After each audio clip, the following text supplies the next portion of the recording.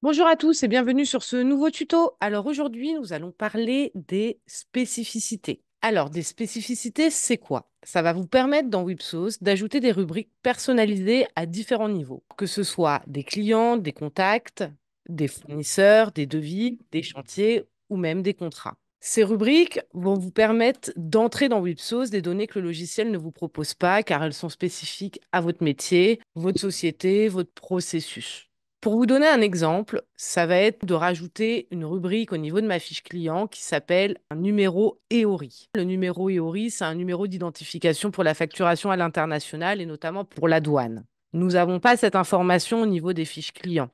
Grâce au spécifique, nous allons pouvoir renseigner cette information et on va pouvoir l'utiliser grâce à l'éditeur d'état qui permet de personnaliser les factures en en-tête de la facture. Alors, comme vous pouvez l'imaginer, les possibilités de personnalisation au niveau des fiches, que ce soit les clients, les contacts, les contrats, etc., sont infinies. Vous pouvez paramétrer tous les champs de saisie selon vos besoins. Il faut aussi savoir que ces informations ne sont pas simplement de l'info. Vous allez pouvoir l'utiliser dans l'éditeur d'état, donc pour la personnalisation de vos modèles d'édition, et également pour nos clients qui ont IP Select, faire des requêtes sur mes rubriques spécifiques. On va rentrer dans le vif du sujet, je vais vous montrer la partie paramétrage. Donc dans le paramétrage, ici, nous avons dans Admin, Logiciel, un menu spécifique et Fiches et rubriques spécifiques. Voici la présentation de la fenêtre. Donc ici, en haut, on va avoir tous les endroits où il est possible de paramétrer des rubriques spécifiques. Donc, comme je vous l'ai dit, les clients, les contrats, les fournisseurs, les chantiers, les contacts clients et les devis. Ici, c'est le nom des tables SQL. Donc, P-client, c'est la table client. Pour pouvoir paramétrer les rubriques spécifiques, par exemple, sur la partie client, il faut double-cliquer sur la ligne. Ici, j'ai déjà des rubriques spécifiques qui sont créées. J'enseigne marque, participe au sondage, etc. Pour créer une rubrique spécifique, ça va être via la petite page blanche ici et il va falloir lui donner un nom. Vous avez sûrement remarqué ici que j'ai des titres de paragraphes. Ces titres de paragraphes, c'est quoi? C'est un groupement. Pour pouvoir créer une rubrique spécifique, dans un premier temps, il faut créer un groupement. Donc, mes groupements se créent par la petite page blanche. Donc là, par exemple, je vais mettre info particulière, information particulière. Je peux l'enregistrer. Et ici, je vais pouvoir créer ma nouvelle rubrique. Dans mes infos particulières, je vais choisir de créer code EORI. En groupement, je vais mettre information particulière, type alphabétique. Donc là, on va pouvoir mettre une longueur, une date, donc au format date, un entier, un réel, une liste de valeurs. Donc là, ça va être une liste déroulante qu'on va pouvoir créer. Donc là, on a des rangs d'affichage. On va avoir un sélecteur, du RTF ou un libellé. Donc là, je vais mettre du alphabétique et je vais le mettre sur 50 caractères. Cette information-là, je peux choisir de la rendre obligatoire ou pas, lui mettre une couleur de fond ou lier une rubrique. La rubrique liée doit être dans le même groupement. Je vais choisir de me mettre en couleur de fond en rose. On enregistre. Mes infos particulières apparaissent donc ici. Je peux choisir l'ordre d'impression. Donc, si je veux que mes infos particulières soient tout en haut, je sélectionne la petite flèche ou je descends ici. J'ai décidé de la mettre tout en haut. Ensuite, dans divers, j'ai les règles de nommage automatique des rubriques. Donc ça, j'ai un incrément numérique. Avant de le générer, nous avons la possibilité aussi de voir l'aspect. Donc ça, c'est tout bonnement la présentation que l'on va avoir au niveau de la fiche client. Donc mon code EORI apparaît ici en rose. Si ma donnée est obligatoire, il y aura le petit cadenas qui va apparaître.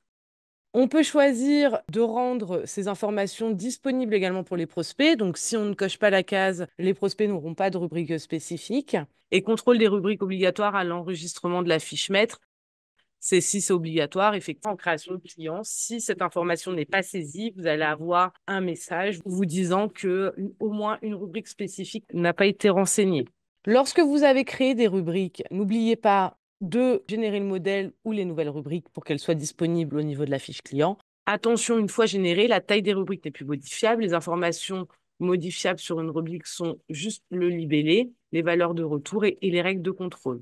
Il est toujours possible d'ajouter des rubriques. Par contre, je ne pourrai pas supprimer une rubrique qui a été validée. Je reviens sur ces rubriques que l'on crée au niveau des clients, des contrats, des fournisseurs, des chantiers, etc. Alors, tout peut être créé et tout est exportable. C'est-à-dire que ces données vont pouvoir être exportées via IP Select, via l'éditeur détail. On va pouvoir faire apparaître ces rubriques spécifiques également. Donc vraiment, c'est exploitable. Et lorsque c'est fait, vous enregistrez, vous quittez.